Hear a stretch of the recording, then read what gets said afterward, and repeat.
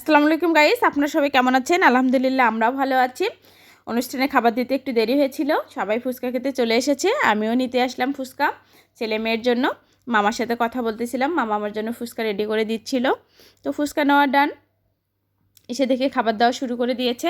অনেকেই লাইনে দাঁড়িয়ে গেছে, এক সাইডে ছেলে এক সাইডে মেয়ে। তো অনেকেই পেয়ে গেল, দোতলায় দিচ্ছিল, তিনতলায় খাবে ওদের ক্লাসরুমে। তো এসে দেখি ছেলেও পেয়ে গেছে, খাওয়া শুরু করে দিয়েছে। তো মেয়ের জন্য অপেক্ষা করতেছিলাম। সব ক্লাসে অবশ্য খাওয়া দাওয়া হচ্ছে, এই তো অবশেষে মেয়েও পেয়ে গেল। তো এই তো মেয়ে যা বান্ধবীর কাছে বসলো, বলতেছে হাতটাও ধুয়ে দিল। খাবার মেনুতে ছিল পোলাও, সাদা পোলাও, ডিম, চিকেন, মুগের ডাল, দই, সালাদ। তো যা ছিল আলহামদুলিল্লাহ, ছেলে সুন্দরভাবে খাচ্ছে। এপাশে বন্ধু, ওই পাশে বান্ধবী।